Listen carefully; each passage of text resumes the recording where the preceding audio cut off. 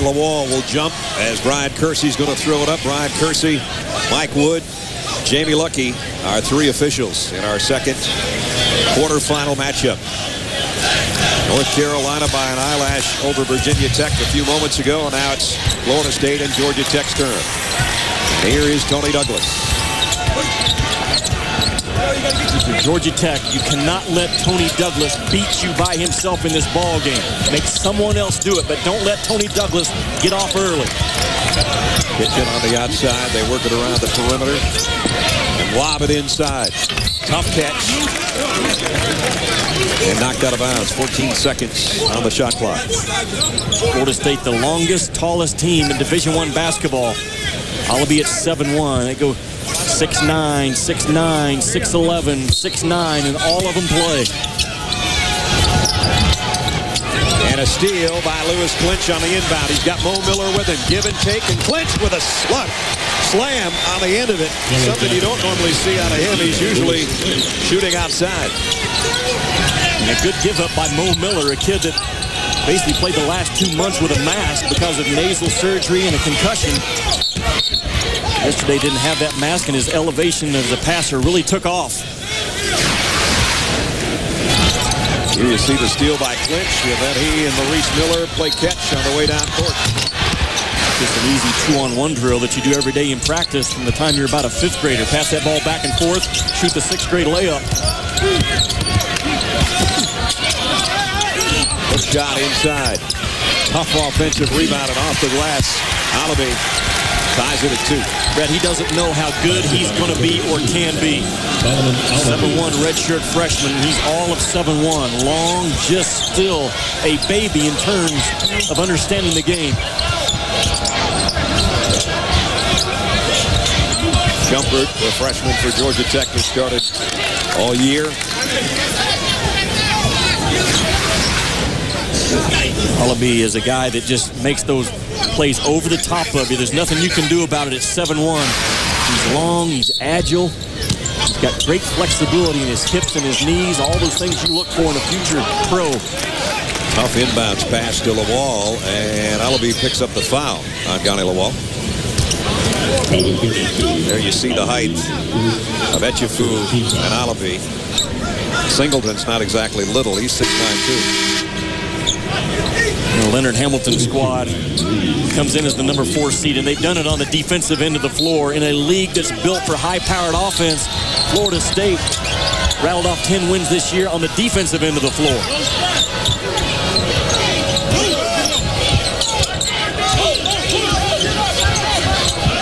Clinch.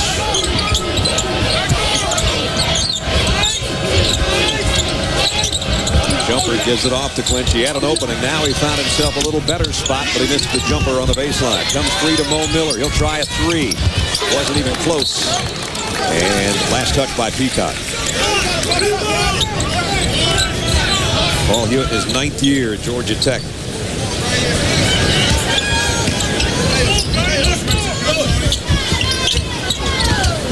Trying to press a team with 2 primary ball handlers in Douglas and Kitchen. And Douglas, that's what the fear of pressing Florida State. He gets in the open floor, and he is going to burn you.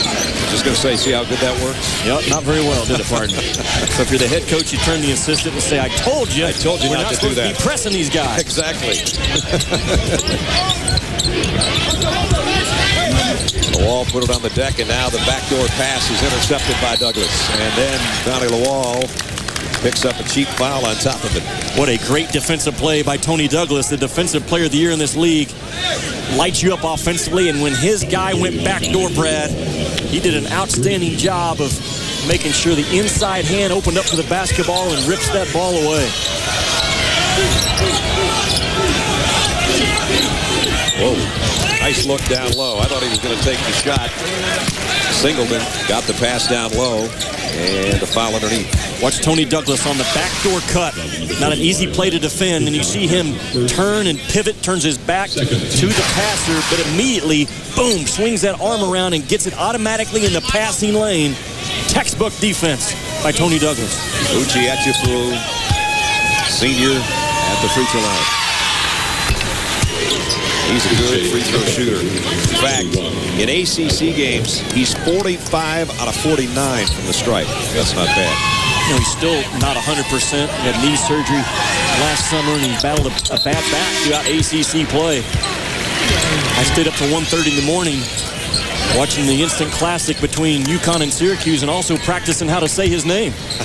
That'll keep you up. That'll give you the Uchi Etchefus. It will. So Florida State jumps out to a 4-point lead. Boy, look at Douglas. He's a one-man press on Mo Miller. Miller almost lost it. It just came free to Aminu. Holiday Aminu, and he lost the handle. Georgia Tech's problem all year has been turnovers. It just cost him again. It all started with the on-ball pressure of Tony Douglas to speed up the guard play of Georgia Tech. And right now, this is an early microcosm of the Georgia Tech season. Turn the ball over, see the other team score in transition, and fall behind by a half dozen. That and free throw shooting have been their two biggest problems all year.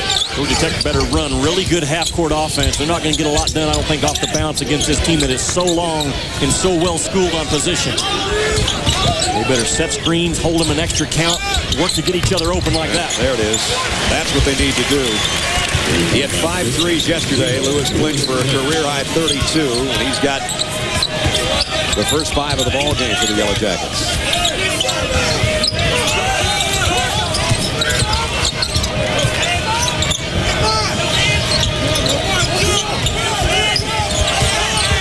Douglas, nice pass, baseline to Kitchen. The extra pass.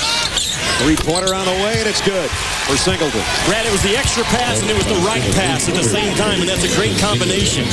Singleton, a guy that I think takes too many threes. He's 9 out of 46 on the year, 19%, but he could not pass up that open look. Florida State, 4 out of 5 to open up the game, and Georgia Tech another turnover as they trail by 6.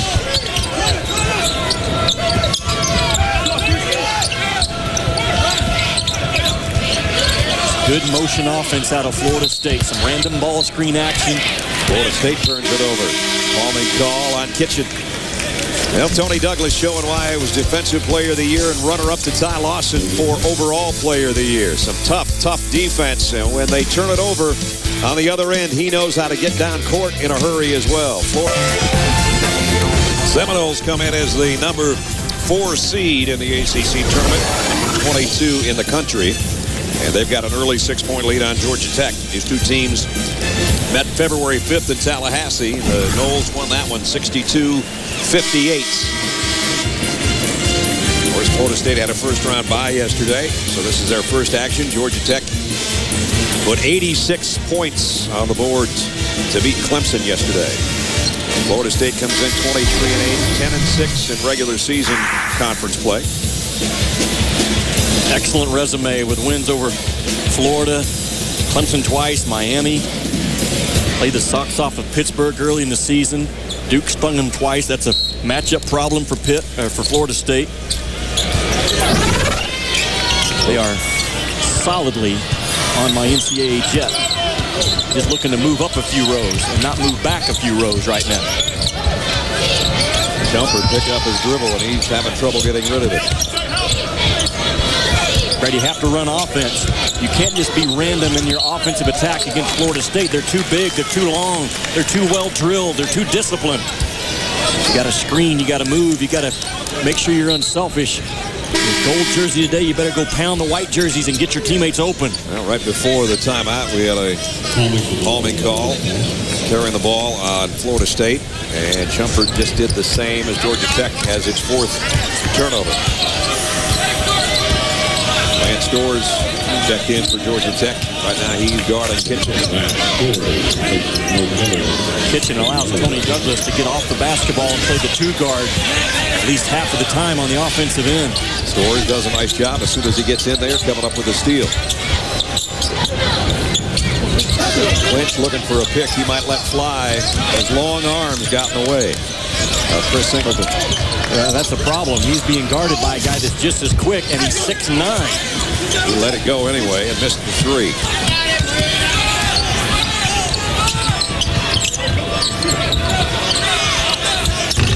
Three-pointer off the mark. Yanni Lawal with a rebound. Going to try to get something going with Lawal on the inside. Even if it's penetration by the guards and let Lawal clean up, but he hasn't been a factor at all yet. Alabi is coming back in for the Noles. And Yanni Lawal will sit down. So much for getting him involved. He's going to sit down at the end of the bench. Lewis Clinch so far has taken 5 of Georgia Tech's total of 7 shots, and he has their only points as they trail 11-5. And he's the guy now. He comes in averaging 23 over the last 7. But his shot selection has to be good in this basketball game because those guys in white, one of the better defensive teams I've seen in the country this year. Douglas' pass was deflected, but it still got to Kitchen on the baseline. Just watch off the ball. Watch the number of screens set by Georgia Tech. So far, there's none on this possession. There's an on-ball screen. Freeze clinch up just a little bit. Kept alive by Peacock. Shumpert lets his defender go by. And a foul over the back. It's going to be on Ryan Reed.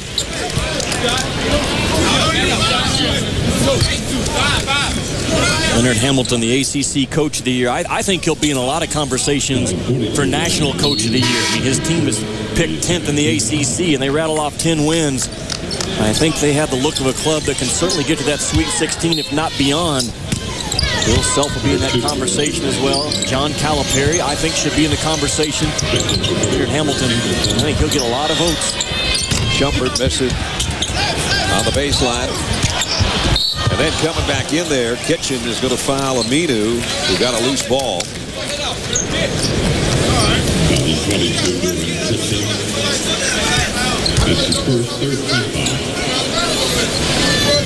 13 foul on Florida State. Paul Hewitt gathers his troops, Stores and Clinch, Peacock, Shumpert, while Aminu goes to the free throw line by himself.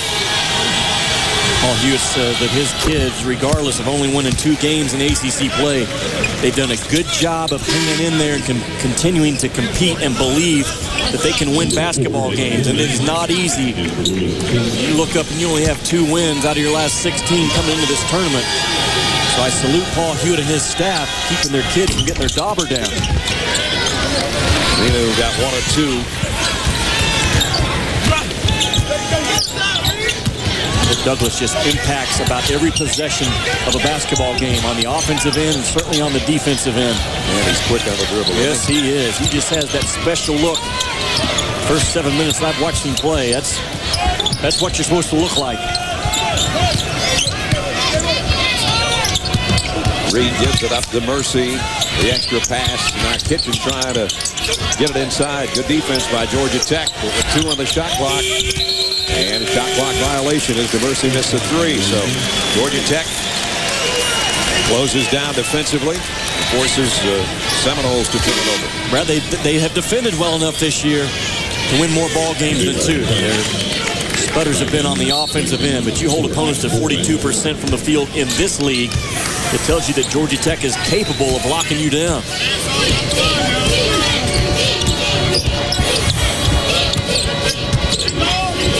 Stores will try from the outside.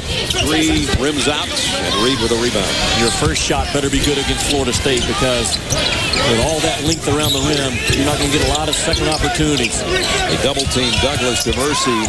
Touch pass to Reed, and he'll try to back in on Aminu, who pushes him from behind. Brad, you talked about Douglas getting double teamed out around the timeline. He did a great job of back dribbling away from the pressure. Yep. He's only 6 feet tall. He's listed at 6'2", but he's not. Just a hair over 6 feet at that. So he has to utilize the back dribble to get vision to get that pass away. Miller comes back in, and Shumpert goes out. Luke Lawrence, number 3, in for Florida State. Open look on the baseline. And Georgia Tech will have it out of bounds. 12:08 remaining in the first half. Brad, you heard me talk yesterday. You advance forward and look towards that Final Four. I would not be surprised at all to see that entire Final Four made up of Big East teams and ACC teams. North Carolina, Duke, this club, Florida State, and I think Wake can certainly get there out of the ACC. UConn, Pitt, Louisville, and Villanova, I think, are the best four to get out of the Big East as well. That could be an all-ACC Big East Final Four in Detroit. Lewis Clinch gave it up to Peacock on the baseline. Shot won't drop.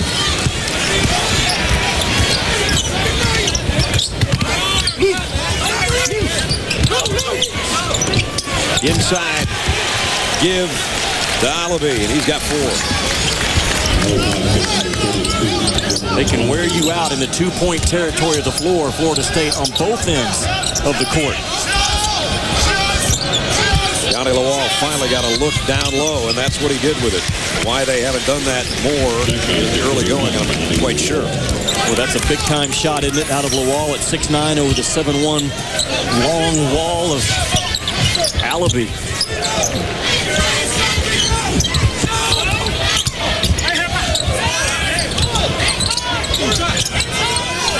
Locks on the outside. Tipped and got back. Well, he got hammered, actually. Here's the lob to Lawal inside from Mo Miller. I think that's another area that Georgia Tech can make hay in this basketball game. The bigs, Lawal and Peacock, Aminu, they can all run, and they will run.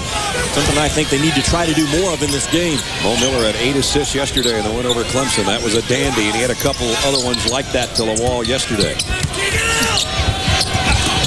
Extra pass, one too many for Florida State that time, and they turn it over. Well, Georgia Tech has closed the gap a little bit. Florida State led by as many as 9. It's down to 5. Roy Williams, whose team survived Virginia Tech, with Steve Robinson as assistant looking on. They await the winner of this one coming up tomorrow. 5 over Georgia Tech, almost the midway point of the first half. That's ACC tournament quarterfinal in Atlanta.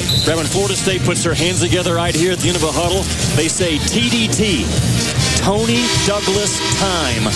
Now you talk about a future star that is embraced by his teammates. That's how they break out the huddles. TDT. Right now TDT is going to sit on the bench, but that shows you that he's a big shot that doesn't attract jealousy to him. That's another thing that I love about this kid. Senior out of Jonesboro, Georgia. He was Clayton County's all-time leading scorer. Now Florida State has a different look defensively and offensively, and there is the result. When Douglas goes to the bench, they are not as good defensively, and they are easier to guard on the offensive end. Can Georgia Tech make a little bit of a run right now with 23 on the bench? Well, they've made a 6-0 run of it right now. As we pass the midway point of the first half, they cut the 9-point lead down to 3.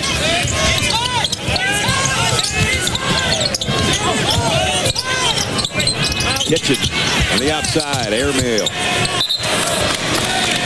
So Georgia Tech did a nice job defensively before the timeout, forcing a shot clock violation. Then offensively, the pass from Peacock to Shumpert on the baseline.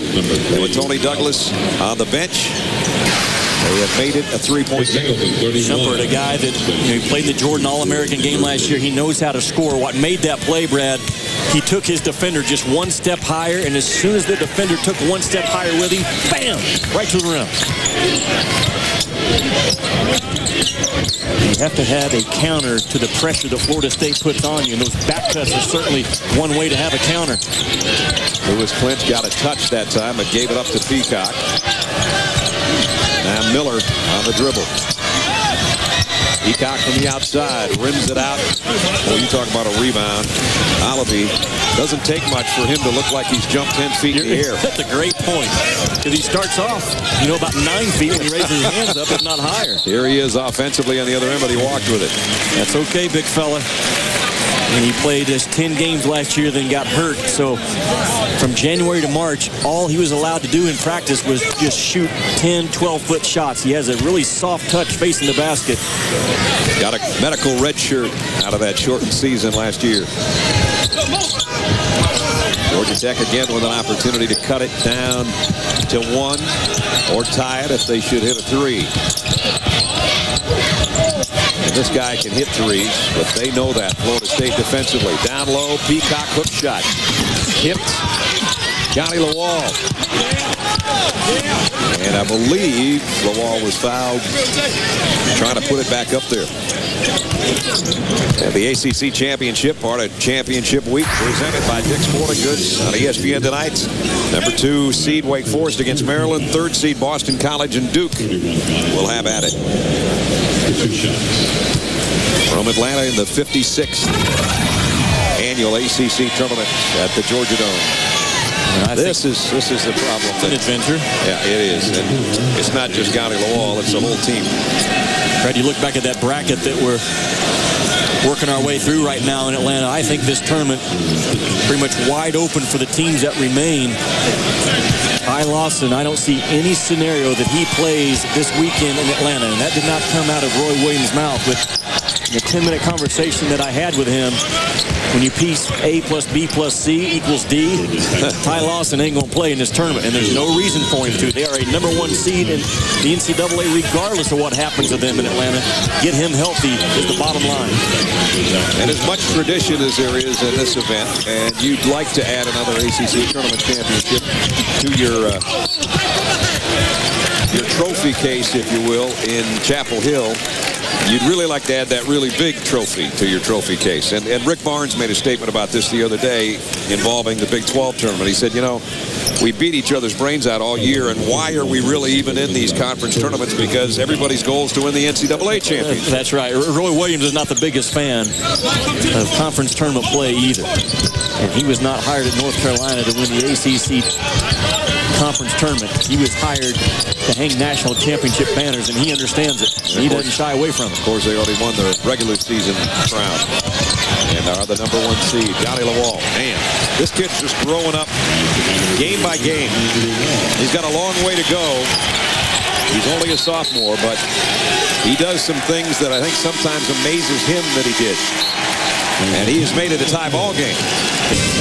Only 2 points for Florida State in the last 6 minutes, and Georgia Tech has tied it at 15 apiece, Jimmy. I talked about Johnny Lawal's footwork, and he got himself in a scoring position off of a foot fake and a read. Now watch what's going to happen here when he gets the basketball. Watch the foot fake. Boom, right there. He freezes the defender with a foot fake, and Alabi actually gets attracted down to where that foot is, and as soon as he reads Alabi's eyes, bam, I'm going to go down. Now he gets away with a walk. He moves the left pivot foot, something he'll be able to do in the NBA on a nightly basis, by the way. But it was a terrific foot fake, and then read what the defender did on my foot fake. Went right to the scoring position.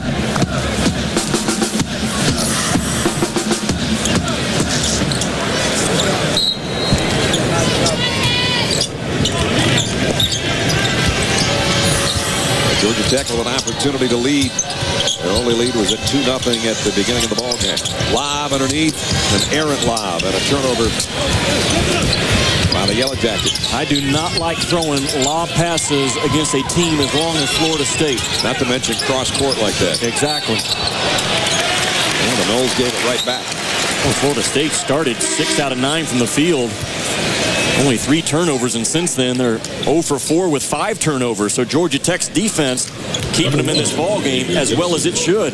Yeah, when you only give up 2 points in almost 7 minutes, you're doing something right. You cannot be offensive sensitive in this ball game if you're Georgia Tech, because you're going to get shut out several times against this Florida State defense. You better lock in on the other end. Shumpert, quick crossover dribble, and then lost it. One too many moves. He outmoved himself.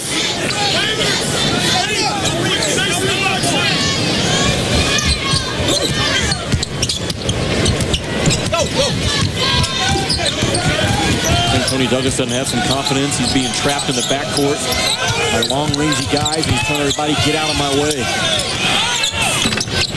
Jumper goes on the outside, just inside the three-point line. Gibson, who just checked in for Florida State, gives the Noles the lead back. Clinch wide open for 3. He doesn't miss many of those. Lawal's there, though, trying to clean up, and he's got his shot rejected. Johnny Lawal, from last year to this year, he's done a nice job of slowing down and not getting rushed around the rim. There you see the ball fake. Got his feet underneath him in the power position. The problem is he's trying to power through 6'11" and 7 feet. Singleton, the one that got The shot block. And a whistle and a foul on the inside. Going to be on Gani Lawal, his second, and he'll probably have to sit the rest of the half. We'll check in with Janine. Hey, Brad and Jimmy, you're just giving some love to Gani Lawal. You know, a lot of coaches feel that he is the most improved player in the ACC, and you can tell he's gained a sense of poise from last year. He's really honed those skills around the basket, Jimmy, like you were mentioning. He led the league with 14 double-doubles this year, and he's also mature enough to recognize when he's not spot on. Also, yesterday he started the game 1 for 6, and he said afterwards, he said early on, I was rushing through my possessions, and I had to settle myself. He ended up with 20 points and 14 rebounds. Great game yesterday. Number 2 rebounder in the conference, and Georgia Tech's leading scorer at 15.2. Dangerous pass there, but Florida State got away with it, and they scored with it with Chris Singleton.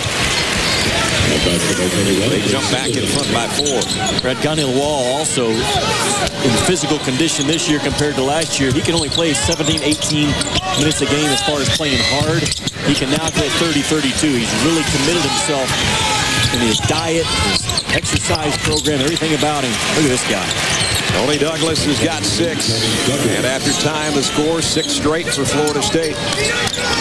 He scores all different spots of the floor. You have to honest guard Tony Douglas. You can't cheat in any area. Stores around a pick for Aminu. Now Holiday trying to drive. Inside is bumped. And fouled by Xavier Gibson.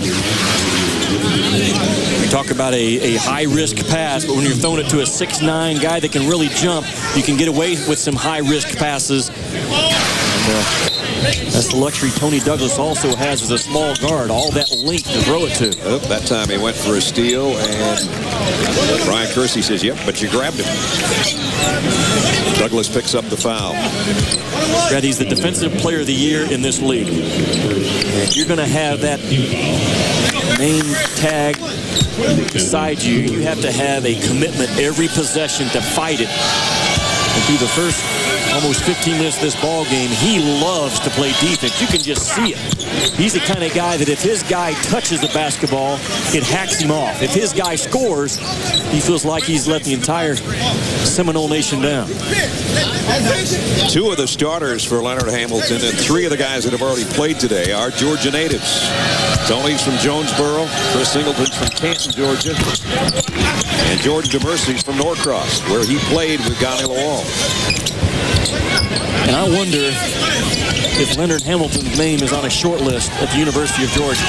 If it's not, it should be. Maybe.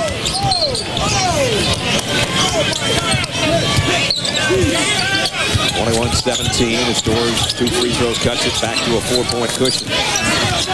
And making someone other than Tony Douglas beat him. Georgia Tech doubling up Tony Douglas right now with that basketball, getting it out of his hands. Nice pass inside, shot rejected, and Aminu comes up with a loose ball. Here comes Lewis Clinch.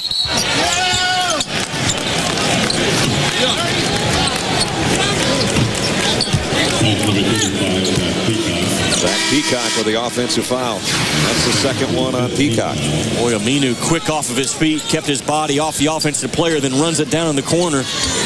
And he sprinted to the rim on the other end as well. The bigs from Georgia Tech can run step for step with the size of Florida State. Florida State wants a timeout with 5:15 remaining in the first half. Paul Hewitt telling Zach Peacock, we don't need an offensive foul, we need a basket. About 22 seconds of that 30-second timeout on the Georgia Tech side was Paul Hewitt telling Zachary Peacock, we don't need an offensive foul. That's continuing now with John O'Connor, one of the assistant coaches. Meanwhile, Brad Sheehan has taken the floor for the Yellow Jackets. And here's a wide open break, probably because Brad Sheehan wasn't back defensively. Hate to pick on somebody, but there's nobody home back there in the secondary. How can that happen coming out of a timeout? Georgia Tech does not get their defense set with a center fielder. That should never happen. Maybe it's because you spent 24 seconds talking to one guy about what he did before. Yeah. It's kind of a sign of why Georgia Tech has struggled with only 2 wins in ACC play. You go back and break down their film, they'll have 3 or 4 plays a game like that that just make you shake your head and want to go sit on the park bench and talk to the pigeons if you're Paul Hewitt. That's not good, partner.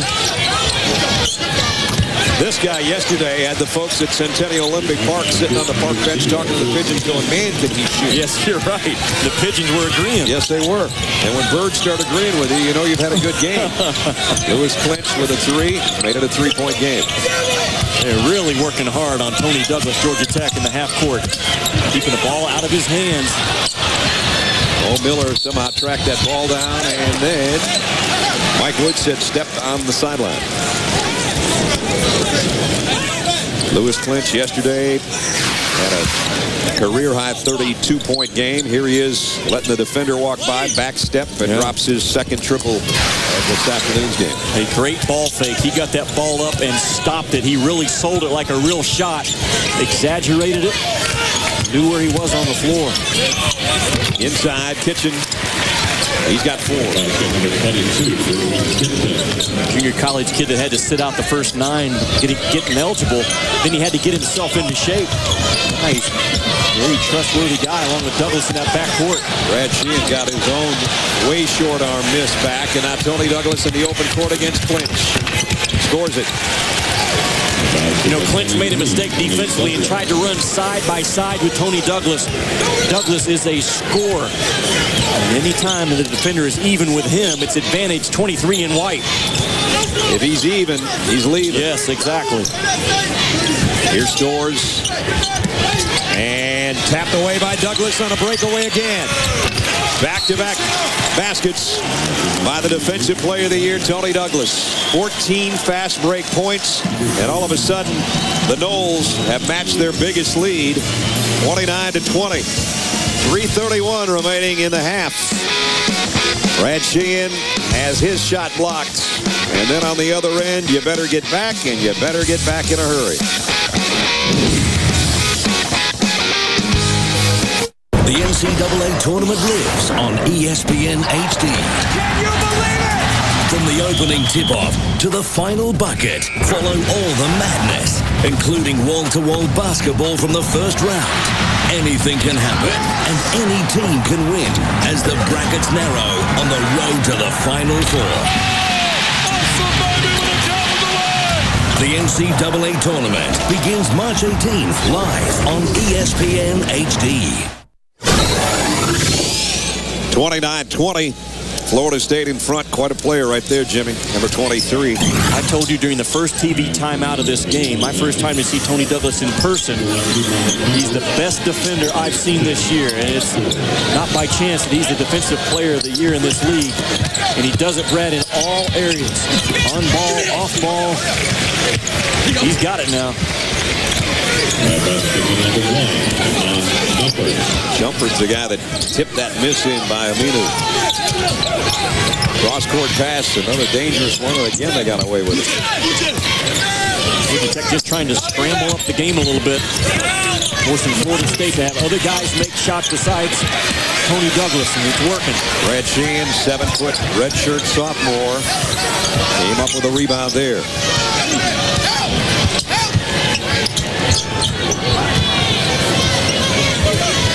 Doubtful that Brad Sheehan was thinking he was going to be playing this much this early, but Johnny Lawal and Zachary Peacock each have 2 fouls for Georgia Tech with 2.5 minutes remaining in the half.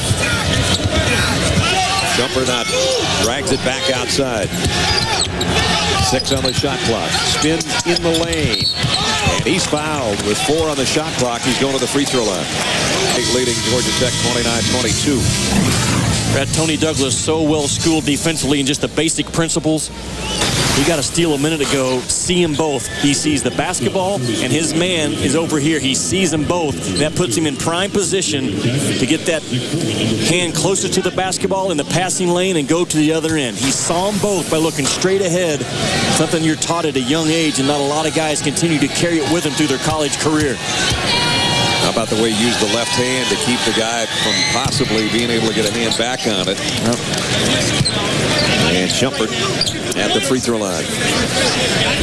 Brad, you know, when Florida State upset then number 10 Clemson on February 7th, Tony Douglas said, we made a statement. They were down by 19 points in the second half, and then they won by 4 at Clemson. He told me that game showed everyone that we can play with anybody. Nobody can overlook us. He did tell me, though, he thinks the Seminoles could easily be ranked first or second in the league. Yes, he did say that, because he said, we came away from 3 close losses feeling like we made little mistakes that cost us. We should have won those games. Well, that's the confidence that he has, and you like to see that in your leader. Well, that's also the argument a lot of teams can make right now. We just made some mistakes, right. And that's the difference of having 1 or 2 losses in your league or having 5 or 6. You and I wouldn't have made 3 or 4 mistakes this year. We'd be undefeated. We'd have Emmys. Yes.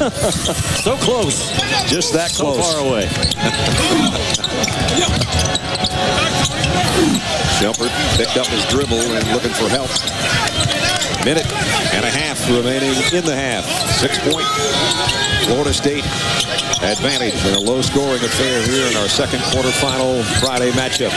Clinch had it ripped out of there, and now it's Kitchen on a race with Clinch, and they're going to call an intentional foul on Lewis Clinch. Lewis Clinch has to make a play on the ball right there. Well, that's an easy call to make. There's the mistake he makes. I think he should have just went up and shot it first of all. And that's an intentional foul. He just comes in with a hard swipe, wraps him up. The official's going to make that call about 9 times out of 10. Yep. Georgia Tech very fortunate to still be within reach in this ball game, shooting 32% and now 11 turnovers in the first half. Meanwhile, Florida State shooting 54%.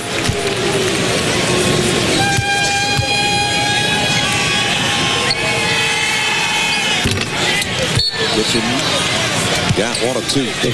But now the ball is Florida State's out of bounds. 1:20 to go in the half, and up 7 again. Paul Hewitt trying to sell his story to Mike Wood. Florida State can play with anybody in the nation as long as this guy, bam, is on the floor. Now, can they win when their strength goes to the bench? That's what separates the legit Final Four teams from the who got a chance to get their Final Four teams. 13 for Tony Douglas after that 3, and Georgia Tech is in dire need of some offense before halftime. They don't want to be down double digits to this club. They may never recover. Florida State a lot like Memphis defensively with all that length on the floor, and you have to just sometimes just jump up and make a shot like Clinch just did. Clinch hit about 4 of the 5 he made yesterday from that very spot where Jimmy and I are watching right behind him on the left wing. And he closes the gap back to 7. And a walk on Florida State, so that's a break for Georgia Tech. They can make this a 5-point swing. It's enough to make you cry, Leonard. Big East Championships, part of Championship Week, presented by Dick's Sporting Goods. Semifinals tonight, Louisville and Villanova, and then Syracuse takes on West Virginia after playing for 3 hours and 46 minutes last night into this morning. I was thinking about the things you could do with 3 hours and 46 minutes. You could wait that long in line to get a booth anywhere around this town in a restaurant. Here right now, or you could get Oklahoma and Texas Tech playing college football. Those are some of the things you can do with 346. And you can sleep that much each night that you're in Atlanta, like I have. When there's construction going on? The first night there's a jackhammer at 6 a.m. Then this morning there's an alarm going off after I stay up till 1:30. So you can also sleep for 3 hours and 46 minutes each night while you're here. We won't name the hotel, I guess. You could have stayed at my house. One shot maybe coming up for Georgia Tech before halftime. Player of the year. Ty Lawson didn't play earlier today. Even though his team survived Virginia Tech, he was the player of the year. Virginia had the rookie of the year, Sylvan Landsberger. Defensive player of the year, we talked about Tony Douglas. He just did that play a moment ago against Georgia Tech. And the Coach of the Year, Leonard Hamilton, first to win both the ACC and Big East Coach of the Year awards. There's the first team All-ACC club. Tony Douglas on it with Hansbrough and Lawson, Gerald Henderson at Duke, and Jack McClinton, who had a tough first day yesterday as they only scored 47 points. Jack only had 9, but There's the first team, and as we said, A.D. Basayo and some of those guys who were on the third team, Jimmy said yesterday, I'd just as soon see those two teams square off. And A.D. came over to tell Jimmy that before the game and said, I agree with you, Jimmy. You know, Coach K and I had that conversation in Blacksburg a couple of weeks ago. We went about 17, 18 deep on names you could easily put on the first 5 in this league. That's the talent that the ACC has this year. Yep. 5 on the shot clock. Shumpert pull up 17-footer and a foul. He got him on the elbow. So Kitchen picks up his second foul. He's upset with himself. Sends Shumpert to the free throw line. Shumpert 1 of 2 so far. There's the second team. Jeff Teague, boy, if he's second team, you know, that's just the way it is. Booker. Singler, Booker. Yeah. You put them in shirts over here and skins over here and say, toss it up, guys, let's play. And I'm telling you, there's no telling how that thing would come out. Yeah, you and I talking to Mike Krzyzewski, and I don't know, this is my, I think, 25th year covering the ACC tournament, and he threatened me with, you pick out another year where you can say there are 15 guys that could be first team, and I couldn't come up with one. Not a year, anyway. Or another conference. Or another conference. For that matter. So Georgia Tech can get back to within 5 with 5 seconds to go. Then they want to defend before halftime here. Jumper can't get the second one, though. And Florida State's got a chance. Final second. Kitchen. Nope. Didn't get it away in time. I don't think. No. I don't believe he ever got it out of his hand, although they're going to come over and take a look. Jamie Luckey and Mike Wood will come over to the monitor. I don't even think they're going to check the monitor. They're thinking about it, but that was a good call to start with. He took 1 dribble too many. With 4 on the clock, you have time for 4 dribbles, and he's going to take 5. And you have to know that as a player, and that 5th dribble is what erases the basket. Where you watch him on film, but then you finally get a real good look at him in person. Defensively, he's just a nightmare to try to shake, and offensively, in total control at all times. Georgia Tech was tied at halftime yesterday with Clemson. They came back to win that game 86-81. Let's see if they can do the same today against Florida State. They can't turn that basketball over, Brad, like they did in the first half if they're going to do it. 12 turnovers by Georgia Tech in the first 20 minutes. That won't get it done. That's been what's killed them all year long. Shumpert. Miller wide open for 3. That's not his shot, though. He's not a big three-point shooter. And the rebound comes free to Etchefu.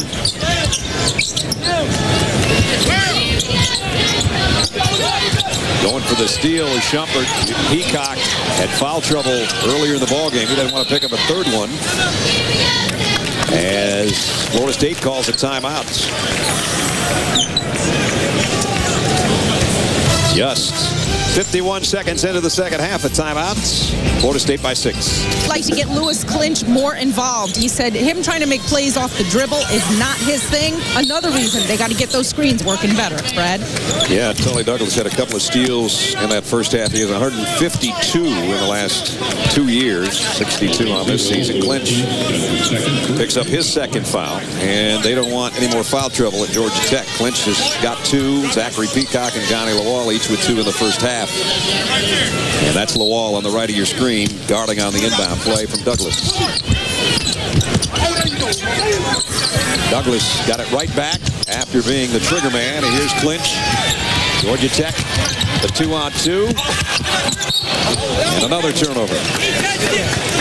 Well, apparently it's going to be off Florida State. Maybe a break there. Normally, Johnny Lawal has Velcro's paws. That one slipped right through. Would have been an easy 2. He talked about getting Clinch open, so off the basketball now. He needs to make violent cuts, and he has to get help. There's a chance for a screen. There he goes over Singleton. Oh.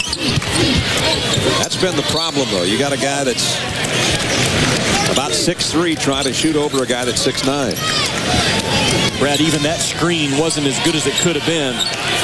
Clinch got a little too quick on it, didn't set his man up, and the screener didn't come with a headhunter mentality. Bam, and make sure that you get your best shooter open. You must do those small things against Florida State.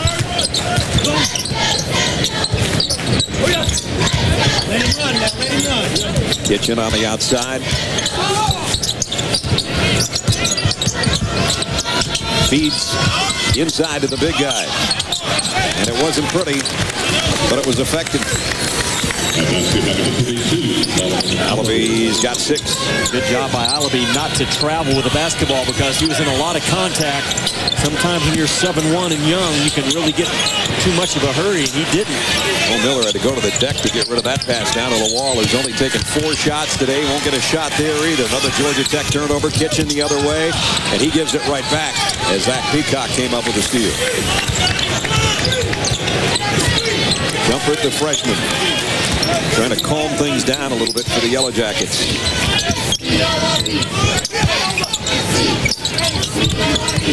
Here's Lawal. Finally got a hook. Rejected by Alabi. His 68th block of the year. Brady has things about him that you can't teach. You can only recruit. Always the best shot blockers. They are the second person to leave the floor. And he understands it as a youngster. At 7'1", and as long as he is, he can even leave the floor a little bit later than most shot blockers because his length will make up for it. The wall comes out. Aminu comes in for Georgia Tech.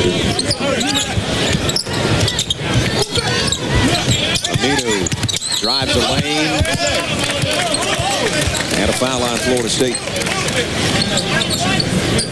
I think Georgia Tech played really hard yesterday. And that normally equates to some extra possessions and some extra points. Yesterday against Clemson, look at the hustle points they got off a second chance, climbing on the offensive glass, and their defense was disruptive, gave them 33 points in the fast break. Today, those numbers just aren't there. Aminu at the free throw line. And he rips it, and that's been a problem for Georgia Tech and Holiday all year. The senior out of Stevenson High School in Stone Mountain, his little brother, if you want to say little, first team all-freshman performer for Wake Forest.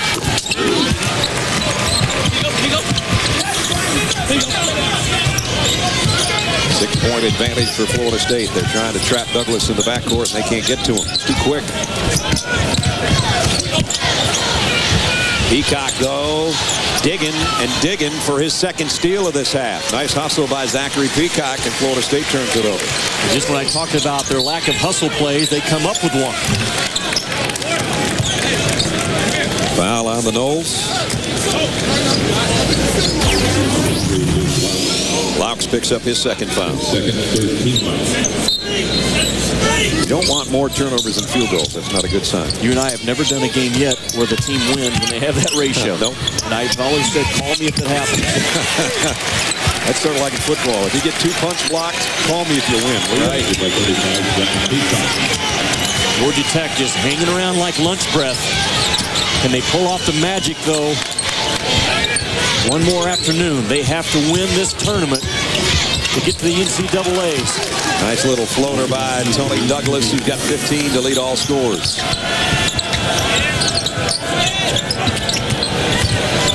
Miller, he'll try a runner in the lane, and that was an air ball. Picked up by Singleton.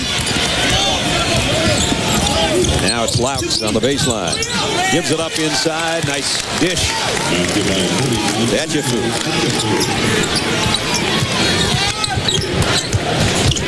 Nice bounce pass. Maybe too good to Peacock.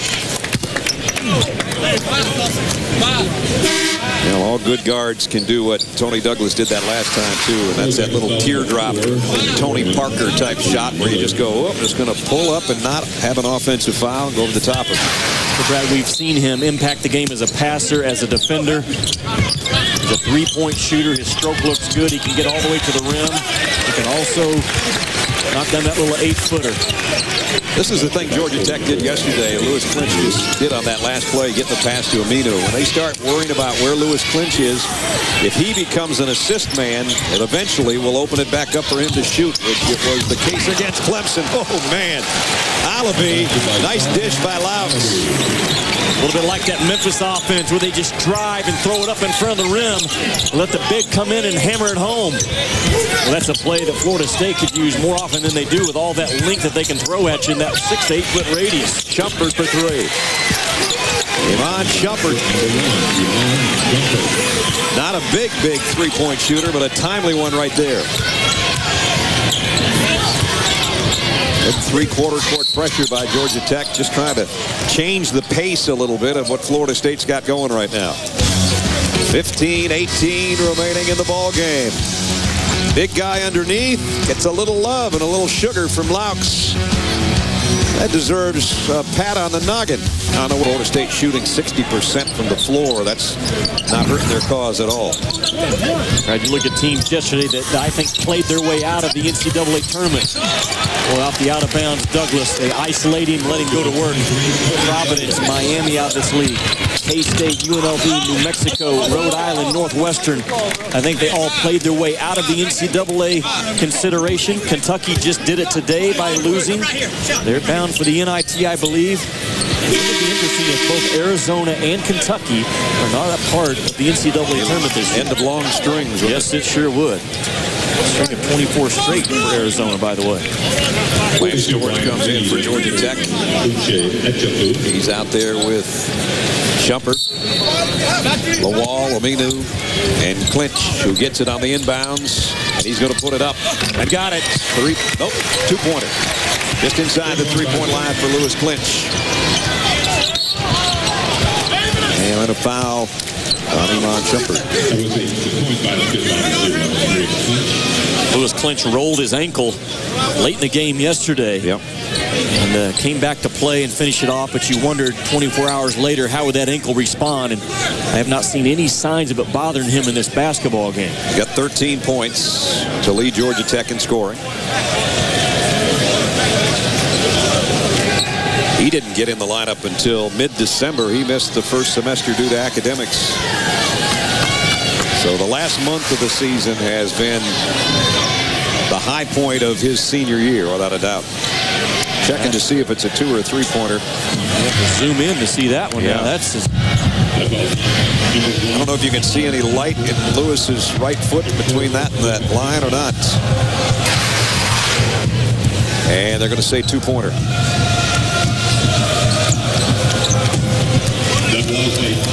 So we'll leave it the way it is. 43-38 Florida State. Florida State scored the last time off of a side out of bounds. An out of bounds situation. Can they do it again? 6, 8, 10 points a game are decided coming out of those timeouts or dead balls.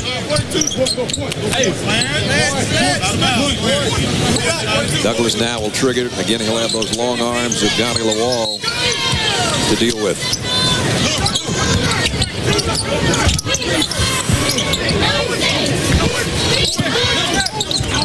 Got a mismatch right now, Douglas does. He can go by it if he wants. There he is.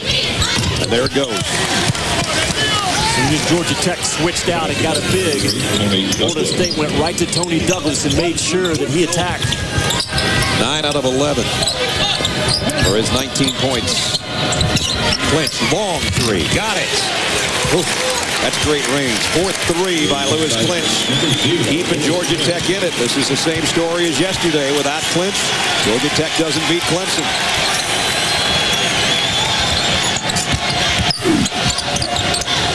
Dawkins got it back on the baseline. And a push underneath, I think, on Clinch. And Tony Douglas on their last possession. There's the mismatch I'm talking about, being guarded by Aminu. And Douglas does the right thing. He drives that ball until the defense stops him. He doesn't stop himself. There's the range we talked about out of Lewis Clinch. He's a guy that you have to be in his drill on the catch because he has the confidence and he has the green light under Paul Hewitt to be a quick-triggered, locked and loaded guy. That was about a 27-point three-pointer, a 27-foot three-pointer. Yep, he's got a mismatch again, Douglas does. Oh, when Alabi let that go, it almost looked like he was saying, why am I doing this? But he got it. And Georgia Tech takes a timeout. Paul Hewitt didn't like something about either his own substitution pattern or who was guarding the inbound on the previous play, and he was going crazy over there on the Georgia Tech sideline. Game 1 today, if you missed it, it was a dandy, I'll tell you that much. Basayo for Virginia Tech had a big game. Delaney likewise. Virginia Tech had a lead, and then back came North Carolina with this guy, Tyler Hansbrough.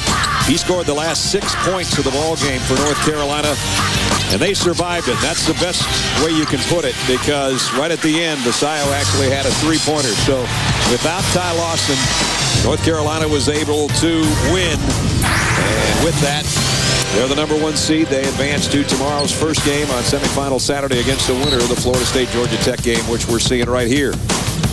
Boy, is it 2 years in a row now that Virginia Tech gets knocked out of the ACC tournament and ultimately costs them an NCAA at-large bid?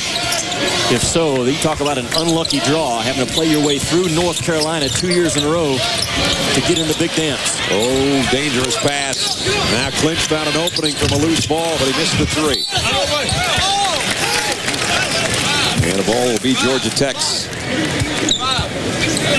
As good a shooter as Lewis Clinch is, when you've got Aminu and Lawal out there, somebody's got to get a touch inside eventually. You can't just keep living off that.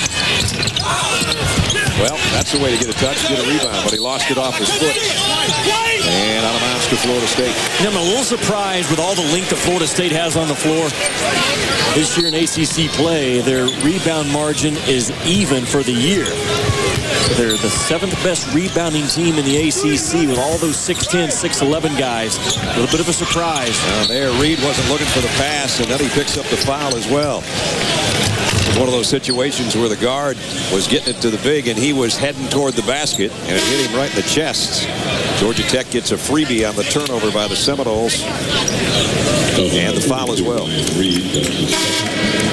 Guy that coaches man-to-man defense as well as you can coach it. He has the all-league defender in Tony Douglas. I look across the country now. If I had 5 guys I'd want to put on the floor and say we have to have a stop, he would be one of them, along with Travis Walton of Michigan State, Jarvis Renardo at Mississippi State, Antonio Anderson from Memphis, and Hasheem Thabeet on the inside. Be tough to score against those 5. Got that right. Jumper missed off the glass. Reed with a rebound.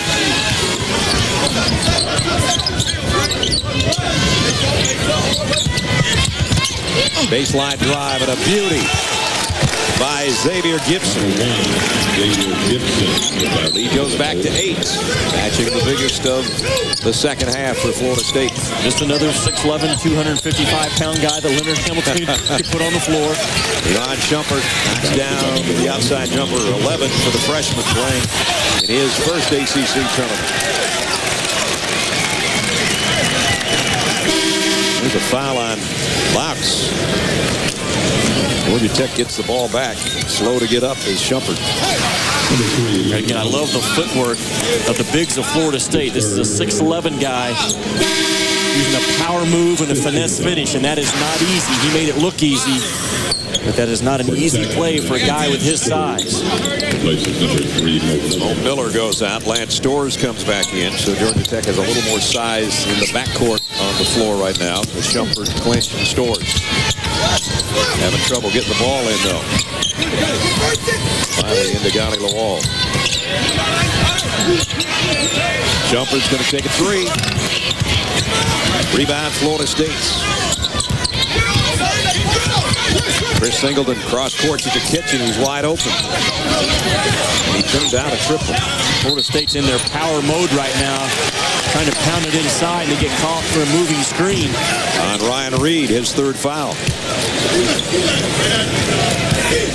12 minutes and change remaining in this ACC tournament quarterfinal from the Georgia Dome. Number 22, Florida State, the 4th seed, meeting the number 12 seed, Georgia Tech Yellow Jackets, who upset Clemson by 5 yesterday just to get here.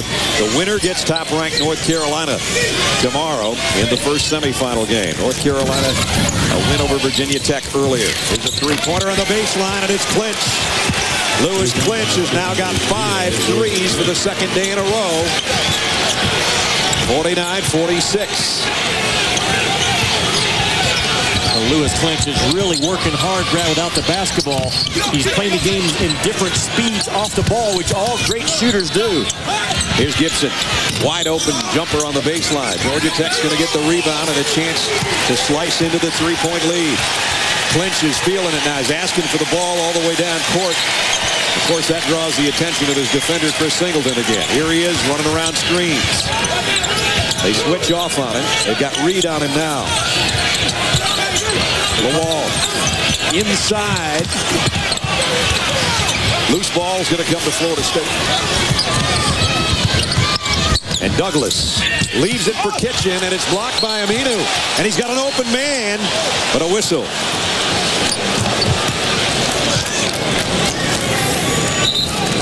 Paul Hewitt showing some frustration and a question mark on his face. But with 11 minutes to go in the game, his team is back in it. Georgia Tech trailing Florida State by 3. For the best, and it made him a stronger person and made him more critical of things he do. So maybe you're telling me you are an actual better basketball player than he is if you had pursued that? I don't know. Tony's a great basketball player. That's his first love, and he works really hard at the game and take care of his body also. So I think he has the basketball game. You played football this year with a very promising young quarterback, Matt Ryan, the offensive rookie of the year. Give me your thoughts on his adjustment to playing in the NFL. I think Matt did a great job. He came in. I didn't consider him a rookie either, even though I was a rookie. I didn't consider him one because he's a smart guy, knows the game of football, and he knows where to put the ball at certain times and gets to the right checks at certain moments of the game. And he's just a great person overall at the same time. We wish you good luck next season. And Brad and Jimmy, there's another Douglas coming along. Their sister has a little 1-year-old son named Caleb, who Harry tells me is a better athlete than the two of them put together when they were that age. I bet you Harry can't hit the 3 like his little brother just did, as he continues to add to his point total as the family looks on. And I know who the better football player is too, and that's Harry. But here's what Tony just did moments ago. How about the Atlanta Falcons last year with Harry Douglas, Matt Ryan, Curtis Lofton, Sam Baker, and Harry Douglas were rookies. They all played or started in the Falcons' 11-win season. And Harry was NFL Player of the Week one of those weeks when he had a punt return for a touchdown and over 100 yards receiving. 5-player out of Louisville, and a great addition to this building, as Janine was talking about. Part of the reason why Tony Douglas chose to come back this year to Florida State is he wanted to experience the NCAA tournament because he saw what his brother experienced as a receiver at Louisville, going to 4 straight bowl games. And Tony Douglas is not going to be a part of that postseason play. And I do think they have a look at a team that can do a lot of damage. And kicked by Shumpert. Brad, think about the leadership that Tony Douglas has given this team this year, with 6 first-year guys logging a lot of minutes. And again, when they say TDT in the huddle, it's Tony Douglas time. So he leads them, but he doesn't separate himself from them. He's their leader and also their best friend, and that's a unique combination. Here he is, guarded by Nick Foreman. He just checked in for Georgia Tech. They try to double team him, and that doesn't work either. 4 on the shot clock. Somebody's going to have to put one up. There it goes. Rebound is Lewis Clinch. Georgia Tech trailing Florida State by 6. Shumpert, long 3. Brad, I was asked the other day, nice pass. Wasn't ready for it. Nope. Now Kitchen is rejected by Aminu. I asked the other day, who's going to be the best pro off that all-ACC first team? And my first thought was Jack McClinton. Now my first thought is Tony Douglas. He is going to be an outstanding pro point guard for everything he does. His quickness, his speed, his toughness, his leadership. And he can defend his position right now in that league. Iman Shumpert has just looked like a freshman the last 2 trips down court. He's played with a lot of poise for a young guy all year long. He might be headed to the bench. And Brad, Georgia Tech has 3 overtime losses in ACC play and 4 other losses by a combined 11 points. At some point, when you've lost 7 close games, I think toughness factors in, or lack of. It shows up in costly turnovers, not making free throws, not sticking tough shots. And can Georgia Tech have enough toughness to win this basketball game? They're still in it, but they have not played that well the last couple minutes. That will help the cause. 3-pointer number 6 for Lewis Clinch. 52-49. And the senior out of Crisp County High School in Cordele, Georgia, is single-handedly keeping Georgia Tech in the ballgame. Boy, great pitch ahead by Mo Miller from one side of the floor to the other. Lynch understands the importance of running away from the basketball in transition. Alabi got one off the window with 8 minutes remaining, 54-49. And Alabi 6 out of 7 from the floor. The only hope Georgia Tech has to extend their season is to win the ACC. They're not even an NIT team. They have to win 4 in a row to keep it going. Johnny Lawal off the window. His first field goal of the second half.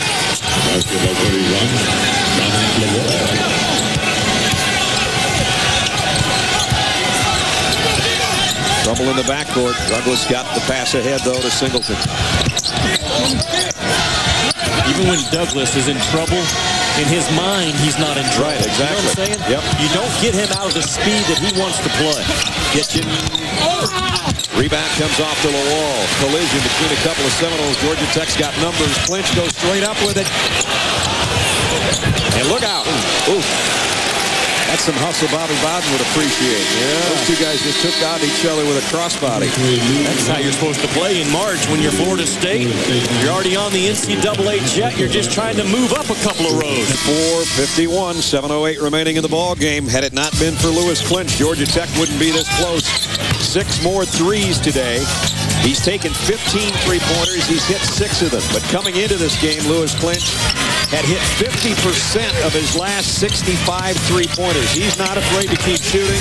Georgia Tech needs him to keep shooting, Jimmy. 32 yesterday, 22 right now. Well, he's the guy that, if you're Florida State, you have to start making him dribble into his shot. You can't test his range because he's already shown you he can knock it down from as far as he needs to be. I think you start face guarding him a little bit more. There's no reason to leave him and make him bounce the ball into the shot. Not one of those highlights, Brad. He was bouncing the ball into his shot. Shumpert on the bounce. Gives it to Lawal.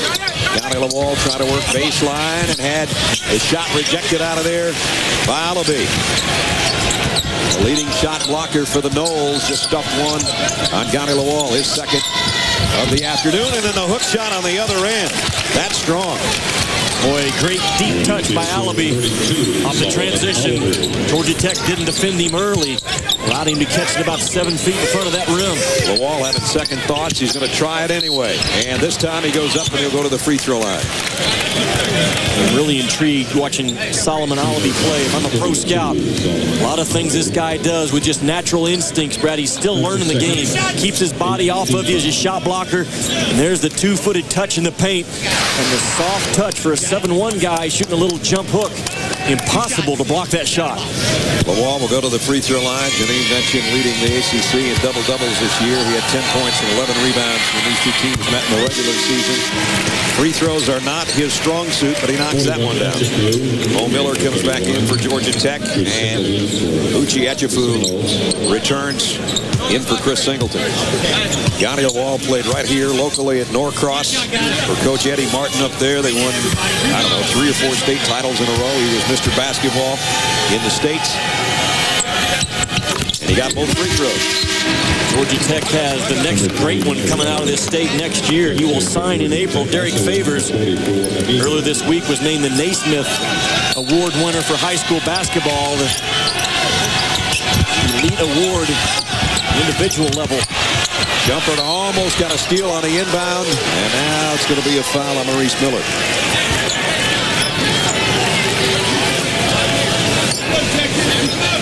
Jimmy mentioned earlier Mo Miller, who had that broken nose and the nasal surgery. Yesterday's the first day he played without the Rip Hamilton-like clear face mask, and he played a lot better. He had 8 assists yesterday, broke that nose and had a concussion and missed 7 games. 3-point game, 56-53 with just over 6 to go. That's a Georgia Tech team playing with desperation. They've actually watched film of the 1985 ACC tournament champions from Georgia Tech, Mark Price, Brian Oliver, James Forrest. They talked about the consistency that that team played with the entire tournament. Timeout taken by Florida State. With just under 6 minutes remaining. Well, the Big East Championship, obviously part of Championship Week, presented by Dick's Sporting Goods out of ESPN Heights semifinals. Louisville against Villanova at 7. And then West Virginia takes on Syracuse. And then they go to the championship tomorrow at 9 on ESPN. After Syracuse marathon session with UConn. By the way, that game is going on right now as an instant classic on ESPNU if you care to watch it, or if you missed it, or if you didn't stay up as late as Jimmy did. Most of the college basketball country did last night. I thought of another thing you can do in 3 hours and 46 seconds. You can watch the entire Gone with the Wind movie. That's true. It's 3 hours and 46 seconds long. 46 minutes long. 46 minutes. Yeah. 46. Not that I've ever watched it, but I've been told the entire movie is 3 hours and 46 minutes. Oh, I've watched it every year, at least once a year. After, I wasn't here for the debut at the Fox Theater, by the way, if that's what you're trying to be smart about. The premiere. Some of the people in the truck think I've been around that long. Aminu on the rebound. Here comes Maurice Miller. Got to have eyes in the back of your head sometimes, and Georgia Tech turned it over when they had a chance to cut the lead to 1 or tie. Brad, when you're bringing that ball up the floor in traffic, you can't keep the ball on one side of your body as long as Miller did. You've got to know that that defender is coming from behind and have a feel for it like Malcolm Delaney did in the first game this afternoon, time and time again in traffic.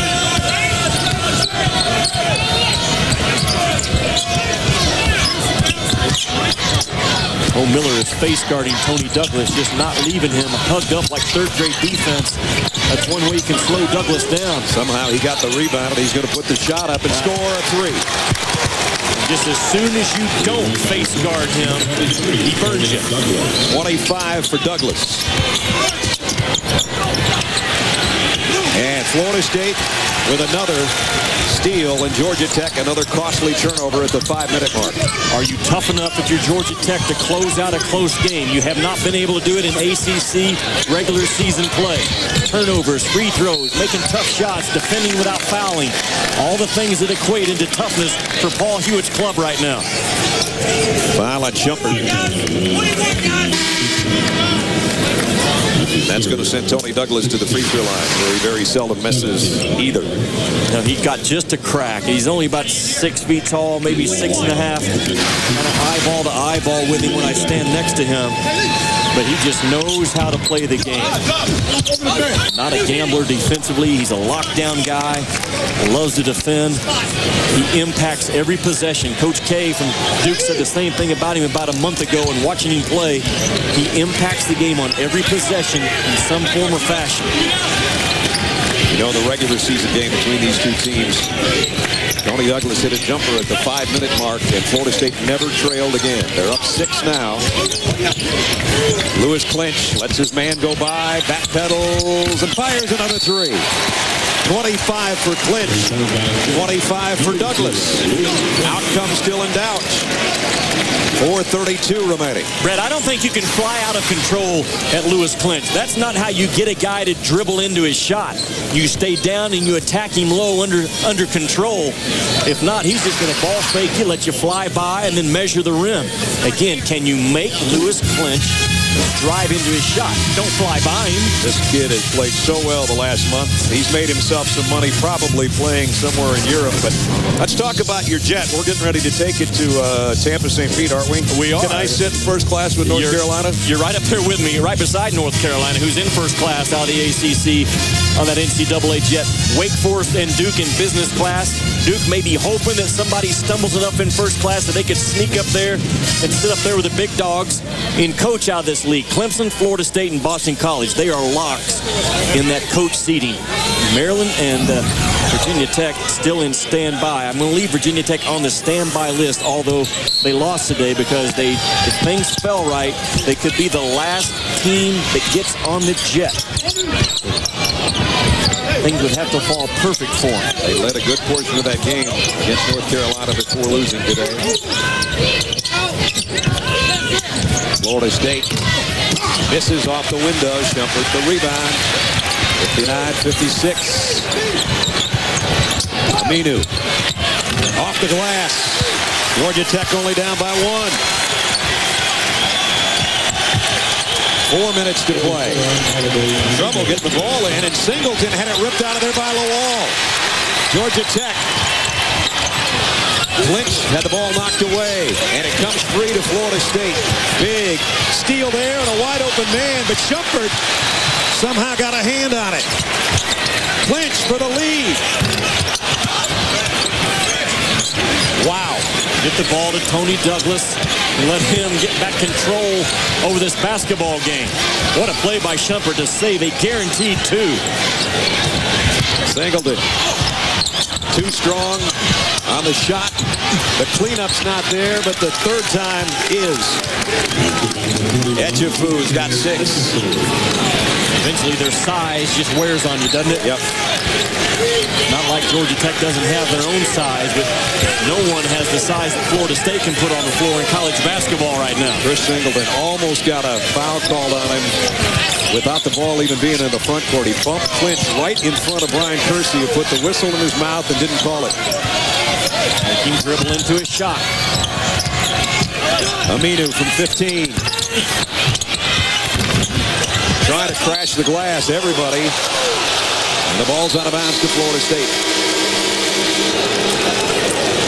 Game still very much in doubt. 2:43 remaining in regular. All right, Kevin, we're down to the last 2.5 minutes of this second quarterfinal in the ACC tournament. Florida State clinging to the lead. Tony Douglas has got Shumpert all over him. Somehow he got it to the big man inside, but he walked with it. Florida State with a turnover.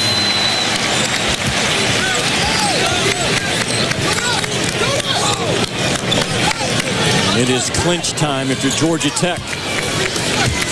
Paul Hewitt calling the play C from the sidelines, and C might stand for clinch, as in C-L-I-N-C-H. Here he comes around a pick, but he's got Douglas on him now. Lawal. Baseline over the big guy. Short. Aminu had it rejected by Singleton. Well, they can erase it, can't they? Wow. Around that rim, this team in white can erase what looks like an automatic 2. Singleton's got 5 block shots, none bigger than that one. Under 2 minutes. And now Singleton had one of his own rejected, and it was off him, courtesy of Aminu. So the big guys defensively coming up with some huge plays. The length and the size in this game for both ball clubs.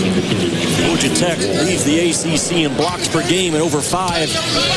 Paul Hewitt trying to hang in right now with a great defensive block.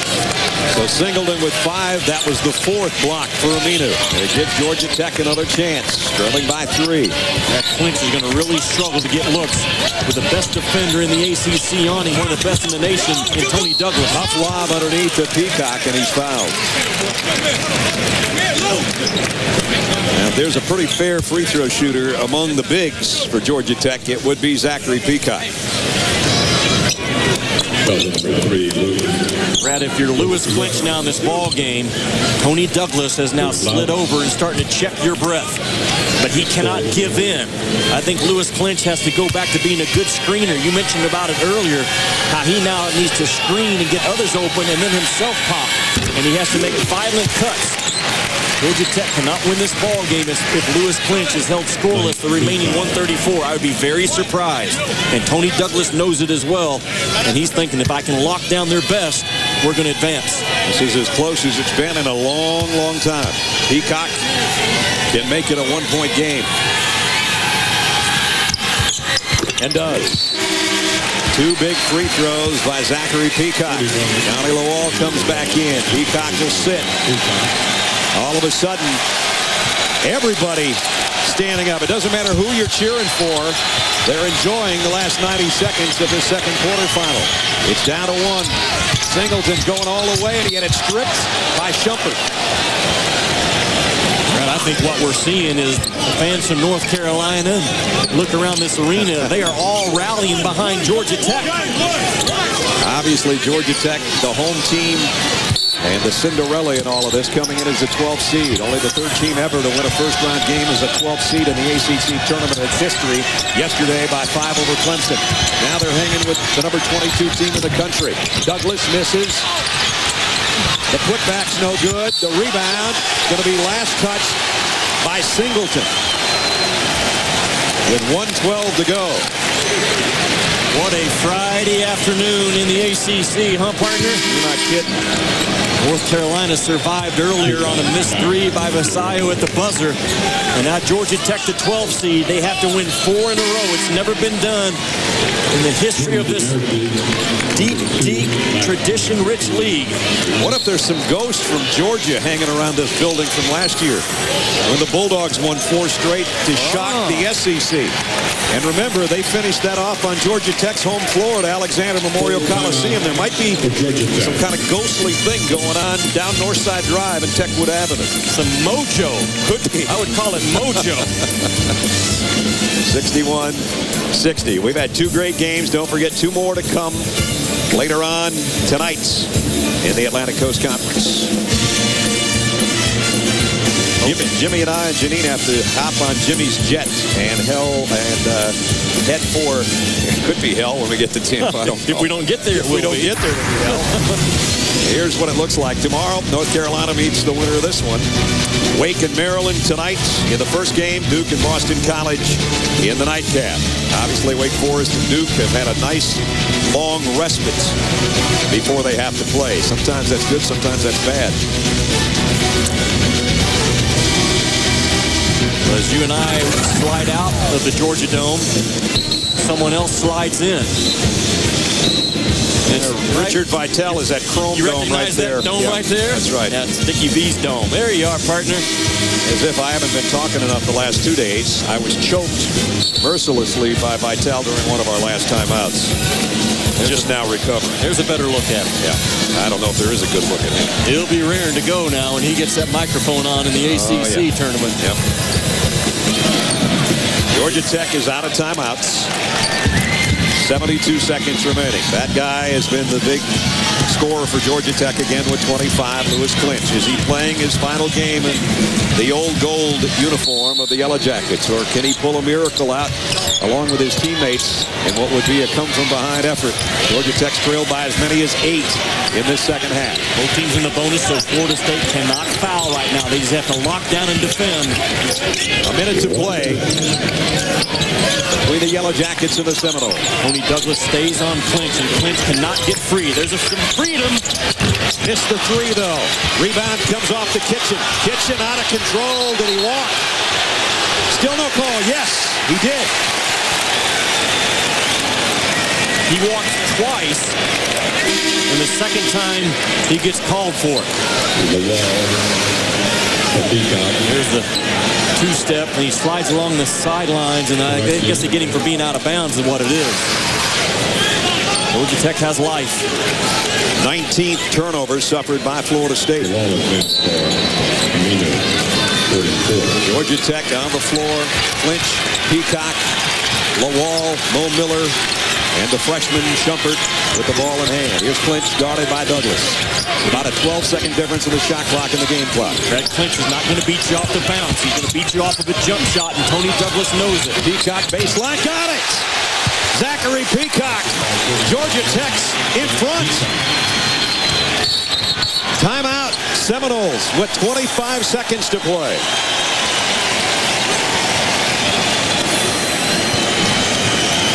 Spread your feathers and fly, huh, Zachary Peacock? Big time. Peacock almost had the ball stripped away from him. Instead of trying to get a pass, he decided he'd work baseline against Singleton and then just turned and fired. Boy, he did a good job of keeping the left foot stationary. Watch the left foot. Once he establishes it right there, he keeps the sneaker down on the floor as he almost screws himself into the floor. And a lot of times the big will travel. Peacock didn't. Guy that's averaging career high in points and rebounds this year, and Paul Hewitt thinking, hey, could happen one more time. 25 seconds, 24.9 remaining. Georgia Tech 62, Florida State 61. Georgia Tech yesterday a win over Clemson, only the 3rd time a 12 seed won their first round game. They beat the Clemson Tigers, who beat them in the regular season. Now here they are. We said in the regular season they played Florida State close. They got a chance to win now. And they've missed so many opportunities in close games because of lack of toughness. Right now, toughness, the most important factor, I think, for Georgia Tech. Are you tough enough to get a stop? Are you tough enough to clean up a miss by Florida State? Are you tough enough to go down and make free throws if you have to? The things that they have not been able to do this year in regular season play. Paul Hewitt has to right now convince his guys it is our time to finish off a close ball game. I'm with you on the latter of all the things you said more than anything else. If it comes down to free throws, can they win? Tony Douglas, 25 points. You know the ball is going to be in his hands as quickly as they can get it to him. Maurice Miller is on him.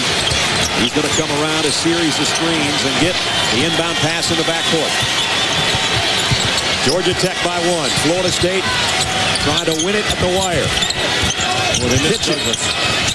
Trying to get it to Douglas. Miller denies him. Now it's Douglas, bumps into Shumpert. 10 seconds and he calls a timeout with 9.9. Nice defense by Georgia Tech. That is great toughness right there by Paul Hewitt's club. Are you tough enough to come out and lock down when you have to have a clamp down stop? Tony Douglas sprints to get open and they miss him early, and then Mo Miller just chases him all over the floor, face guarding like third grade defense. Then they switch out on him and double him up. Outstanding defense by Georgia Tech. That was exactly, Jimmy, 15 exact seconds of defense. There was 24.9 when they threw that ball in, and now 9.9 remaining in what has been a gutbuster in our second quarterfinal here on this Friday in Atlanta. Well, Florida State, when they need a big-time play, Tony Douglas is usually the guy that gets it to them. How about against Virginia Tech? Tie-breaking runner with 6 seconds remaining. And then Vasallo's game-winning effort bounced off the rim as it did today against North Carolina in our first game. And Florida State survived by a couple. Well, there's the man that has gotten them to this point today with 25 points. Lewis Clinch has done the same for Georgia Tech. And now 9.9 seconds remaining in regulation. The inbound will come from Luke Laux. You can't let Douglas be the first guy to touch it. Pitch and reverse layup. What a play! What a play! They used Douglas as a decoy, sprint him to the top, and circle cut Kitchen off of it. And on top of that, a foul on Shumpert could make it a three-point play. What a great play design by Leonard Hamilton. Off the sideline out of bounds, a circle cut. And the circle cut works to perfection because Tony Douglas was making a gut cut or a zipper cut up the middle and kind of cleared out the back end of that Georgia Tech defense. Remember, Georgia Tech's out of timeouts. Free throw coming.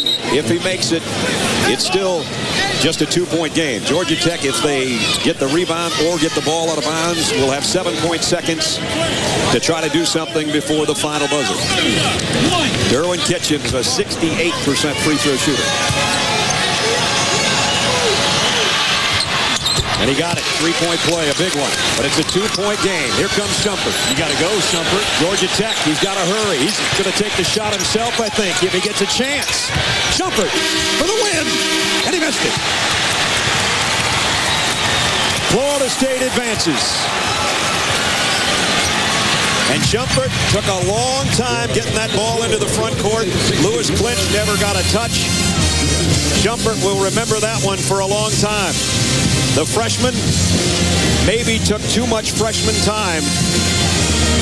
And Tony Douglas, his prayers answered because Georgia Tech got an off-balance shot from their freshman point guard, and here's the final seconds. Brad, he dilly-dallied around with that basketball, worked off of an on-ball screen, then the game gets scrambled, and Lewis Clinch right there was wide open with a pretty good look opportunity if Shumpert would have got his eyes up and looked for Clinch. Connie Lawal was wide open, too.